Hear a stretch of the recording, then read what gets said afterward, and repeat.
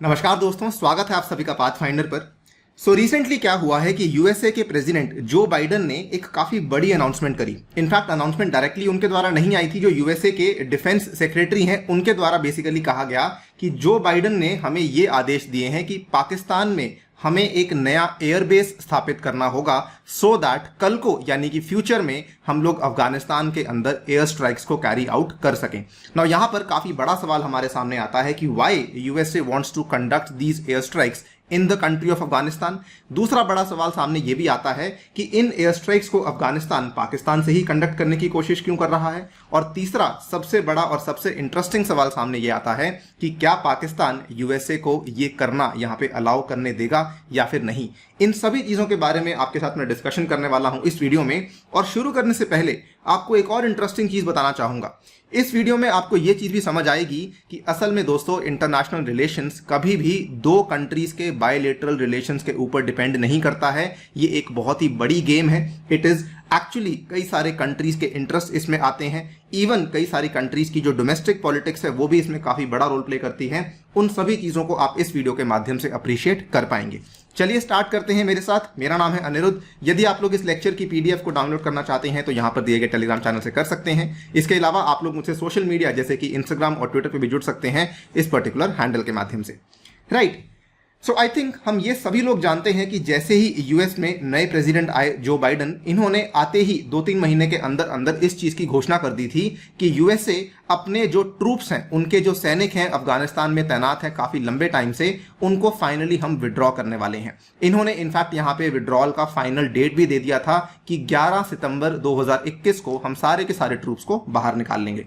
अगर आप देखें 30 अप्रैल की जो बात है, यहां पर अप्रोक्सीमेटली यूएस के जो सैनिक थे अप्रोक्सीमेटली 2500 से 3500 सैनिक केवल यूएस की फोर्स के थे। और इसके अलावा जो नाटो है उसके भी अप्रोक्सीमेटली 8000 के आसपास सैनिक अफगानिस्तान में तैनात किए गए हैं। आप यहां पे देख सकते हैं USA and NATO start to formally withdraw troops from Afghanistan. In fact 1 मई की बात है जिस दिन कई सारे ट्रूप्स एक्चुअली अफगानिस्तान को छोड़ के यूएस की तरफ वापस जाना शुरू कर दिए थे। नाउ इस चीज को समझिए, अफगानिस्तान में असल में काफी बड़ा कॉन्फ्लिक्ट चल रहा है। आप सभी जानते होंगे जो कॉन्फ्लिक्ट चल रहा है वो बेसिकली उसमें जो 2 बड़े प्लेयर्स हैं दोस्तों, एक तो तालिबान है और दूसरा आपका गवर्नमेंट फोर्सेज हैं जो कि अफगानिस्तान की गवर्नमेंट है। नाउ अगर आप देखेंगे अफगानिस्तान में अप्रोक्सीमेटली 325 डिस्ट्रिक्ट्स हैं। इन 325 डिस्ट्रिक्ट्स में से तालिबान का जो काबू है वो लगभग 76 डिस्ट्रिक्ट्स के आसपास पे है और गवर्नमेंट का जो काबू है वो अप्रोक्सीमेटली 127 डिस्ट्रिक्ट्स के आसपास है। बाकी सारे के सारे डिस्ट्रिक्ट्स यहाँ पे दोस्तों कंटेस्टेड हैं। नाउ जैसे ही बाइडन ने ये अनाउंस किया कि हम यहां से निकलने वाले हैं तो ऑब्वियसली तालिबान के पास अब कोई इंसेंटिव नहीं बचा है कि वो अफगानिस्तान की गवर्नमेंट के साथ किसी प्रकार का डायलॉग करेंगे या फिर नहीं। पहले क्या था, बाइडन का प्रेशर था, यूएस का प्रेशर था, तो तालिबान भी यहां पर मजबूर थी कि जी हां हमें अफगानिस्तान गवर्नमेंट के साथ बातचीत करनी होगी। नाउ जैसे ही बाइडन ने अनाउंस किया है इसका मतलब साफ है कि तालिबान को अब कंट्रोल करना थोड़ा सा मुश्किल साबित हो सकता है। आप यहां पे ये मैप भी देख सकते हैं, दिखाया गया है कौन सी डिस्ट्रिक्ट्स किसके पास हैं। This is basically with respect to this particular point over here. खैर बेसिकली जो हमें यहां पे समझना है वो ये है कि तालिबान के ऊपर अब काबू नहीं रख पाएगा यूएसए। ये काफी बड़ी परेशानी है यूएसए के लिए। इसके साथ ही में यूएस की एक नई रिपोर्ट सामने आई थी। उन्होंने ये भी कहा कि जैसे ही यूएस ये अपने सारे के सारे ट्रूप्स को निकाल लेगा तो आगे जाके अफगानिस्तान के अंदर जो अमन और शांति है उसके आने के चांसेस काफी कम है।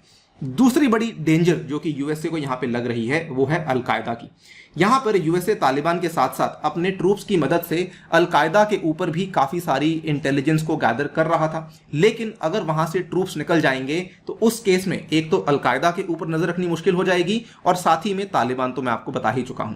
ये दोनों चीजों के चलते यहां पर ये अब यूएसए के लिए बड़ी चिंताजनक साबित हो रही है। इसी के चलते यूएसए का भी ये मानना है कि किसी ना किसी तरीके हम अफगानिस्तान के ऊपर नजर भी रख सकें और कल को अगर मान लीजिए कोई ऐसी मुसीबत आती है तो हम वहां पर कोई मिलिट्री अटैक भी कंडक्ट कर सकें। इसी के चलते यूएसए ने क्या कहा कि हम आसपास के इलाके में कोई अपना नया मिलिट्री बेस बनाना चाहते हैं। इस टाइम पे आके पेंटागन ने आसपास के कई सारे देशों के साथ बातचीत करना शुरू कर दिया। आप यहाँ पे देख सकते हैं कि neighbouring countries which includes Tajikistan, which includes Kazakhstan, Uzbekistan और इवन पाकिस्तान के साथ इन्होंने बातचीत करनी शुरू कर दी। अब यहां पे मुद्दा क्या था? मुद्दा साफ था कि यूएसए ये कह रहा था कि हम अपने जो उनके बड़े बड़े ड्रोन्स हैं, यूएसए के पास काफी सारे बड़े बड़े अनमैन्ड एरियल व्हीकल्स हैं, हम उनको यहां पे स्टेशन करेंगे और मुसीबत आने पे हम इन पर्टिकुलर एयर बेसेस से इन ड्रोन्स को फायर करेंगे। आप यहां पे देख भी सकते हैं how the US plans to fight from afar after troops exit Afghanistan. तो ये सारी की सारी बातचीत बेसिकली पेंटागन ने करी थी। अब इसमें क्या हुआ, इन्होंने सब कंट्री से बातचीत करना शुरू किया। जब इन्होंने उज्बेकिस्तान और तजिकिस्तान को अप्रोच किया, उन्होंने साफ साफ मना कर दिया कि हम ऐसा कभी नहीं होने देंगे। यूएसए ने सेम रिक्वेस्ट पाकिस्तान को करी, तो पाकिस्तान एक्चुअली यहां पर पाकिस्तान सही से जवाब नहीं दे पाया। उसमें पाकिस्तान के कुछ लोग कह रहे थे कि ठीक है हम लोग आपको एक्सेस दे देंगे, लेकिन कुछ लोग कह रहे थे कि हम आपको एक्सेस देने के फेवर में नहीं है। अब क्योंकि पाकिस्तान के जो यहां पर मिलिट्री चीफ हैं और जो यूएसए के डिफेंस सेक्रेटरी हैं, इन दोनों में काफी बातचीत चलने लगी, तो मीडिया को यह लगने लगा कि शायद वाकई में यहां पर एक पाकिस्तान में यूएसए का मिलिट्री बेस बनने वाला है। This can become a reality. अब इसमें क्या होता है, पाकिस्तान ने एक्चुअली स्टार्टिंग में एक बार परमिशन दे दी कि हम आपको परमिशन देते हैं for American warplanes to use its air space in support of forces fighting the Taliban in Afghanistan. ठीक है, नाउ अगर ये परमिशन यहां पे दे दी थी तभी जाकर आपके सामने ये वाली खबरें सामने आ रही थी, Pakistani general reiterates support for Afghan peace process as the violence is surging. उसके बाद ये वाली खबर देख लीजिए साउथ चाइना मॉर्निंग पोस्ट की, Pakistan bends again as it grants US warplanes access to its skies. अब इसके बाद क्या होता है, देखिए दोस्तों, ये चीज असल में पाकिस्तान में ज्यादा अच्छे तरीके से एक्सेप्ट नहीं करेगी, क्योंकि असल में आज से लगभग 20 साल पहले की बात है। उस टाइम पर भी यूएसए को एक्सेस दिया गया था पाकिस्तान के द्वारा अपने एक पर्टिकुलर एरिया में एयरबेस को बनाने के लिए। 2002 में ये वाला एक्सेस दिया गया था। उस टाइम पे पाकिस्तान के जो प्राइम मिनिस्टर थे उनका नाम था परवेज मुशर्रफ। परवेज मुशर्रफ ने यहां पर शमसी में, जो कि बलूचिस्तान में लोकेटेड है, यहां पर इनको एक्सेस दे दिया कि कल को आप लोग चाहें तो अफगानिस्तान में भी अटैक कर सकते हैं और आप लोग चाहें तो इस तरफ ईरान में भी आपको एक अच्छा अटैक करने का मौका मिल सकता है।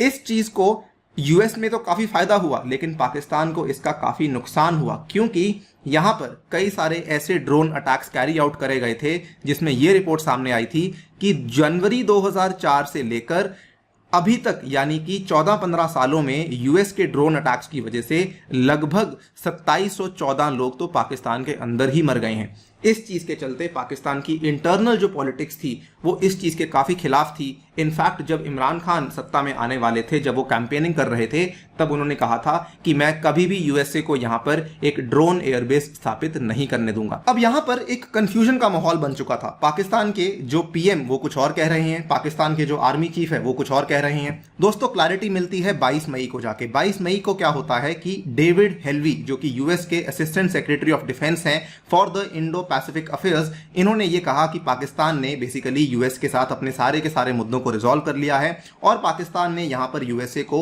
ओवरफ्लाइट करने की अनुमति दे दी है। आप यहां पे देख सकते हैं द हिंदू की खबर, Pakistan allows overflight to US military to support the presence in Afghanistan. Pentagon के ऑफिशियल के द्वारा यह चीज यहां पे कंफर्म करी गई। अब इसके बाद क्या होता है, फाइनली दोस्तों इस चीज को रिजॉल्व किया गया। 25 मई को यह चीज सामने आती है कि पाकिस्तान ने फाइनली डिनाई कर दिया है यूएस की मिलिट्री को एयरबेस बनाने की कोई अनुमति हम लोग नहीं देने वाले हैं। इस केस में क्या हुआ, फॉरेन अफेयर्स के जो स्पोक्समैन है जिनका नाम है जाहिद हफीज चौधरी, इन्होंने 24 मई को इस चीज को कहा कि there is no US military और airbase which is going to come in Pakistan nor is any such proposal envisaged. यानी कि ना तो कोई यूएस मिलिट्री का एयरबेस है, ना ही कोई ऐसा प्रपोजल है, ना ही कोई ऐसा प्रस्ताव है जो कि रखा गया है। Any speculation on this account is baseless and irresponsible। यानी कि पाकिस्तान ने फाइनली जो है वो मना कर दिया है। अब इंटरेस्टिंग ये आता है कि पाकिस्तान ने मना क्यों किया। यहां पे आप समझेंगे इंटरनेशनल रिलेशंस की ब्यूटी को। सबसे पहला कारण है पाकिस्तान का पुराना दोस्त यानी कि चाइना। बेसिकली चाइना, आपको मालूम होगा, कई सारे प्रोजेक्ट्स पाकिस्तान में चला रहा है, जिसमें चाइना का जो सबसे बड़ा प्रोजेक्ट है जिसका नाम है सीपेक, और उसके चलते चाइना ये नहीं चाहता कि यूएसए अपनी ड्रोन्स की मदद से उन सभी के सभी प्रोजेक्ट्स के ऊपर किसी प्रकार की नजर यहां पे रखे। और ऑब्वियसली चाइना यहां पे पाकिस्तान को काफी ज्यादा प्रेशराइज कर रहा है। When I am saying Pakistan, I basically mean Imran Khan. और क्योंकि इमरान खान यहां पे चाइना के काफी नजदीक हैं, तो वो ऑब्वियसली ये वाला रिस्क नहीं ले सकते हैं।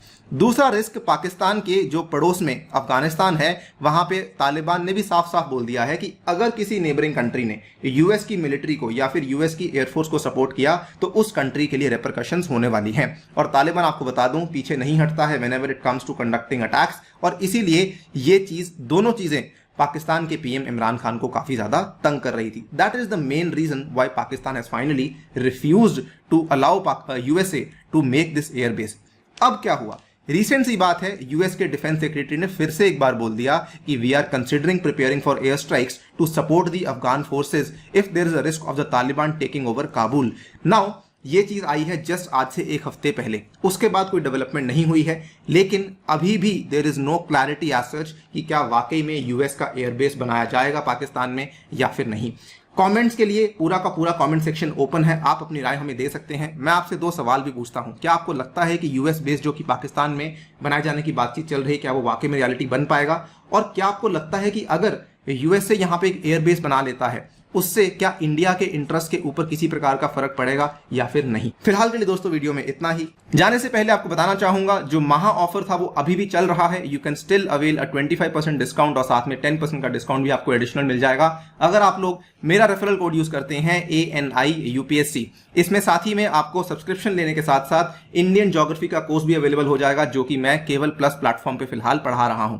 नाउ इसके साथ अगर आप देखें, अनअकैडमी आपके लिए कई सारे फ्री इनिशिएटिव्स लेकर आया है। खास तौर से पार्लियामेंट की मैराथन सीरीज चल रही है ऑन दी अनअकैडमी ऐप, जिसमें कि हम लोग ऑलरेडी 4 लेक्चर्स कर चुके हैं। 5वां लेक्चर दोस्तों कल होने वाला है। अगर इसमें आपको जुड़ना है तो नीचे लिंक दिया हुआ है, वहां पर जाके आप जुड़ सकते हैं इन दिस फ्री ऐप, और इसमें भी आपको यही वाला कोड यूज करना है ANI-UPSC। अपार्ट फ्रॉम दैट, आने वाले रविवार को अनअकैडमी कॉम्बैट होने वाला है दोस्तों, जिसमें हिस्सा लेने के लिए आपको यूज करना होगा कोड, और इसमें जो लोग विजेता होंगे उनको अनअकैडमी की तरफ से कई सारी स्कॉलरशिप भी दी जाएंगी। On that note, I take your leave. Thank you for listening, stay tuned and stay safe.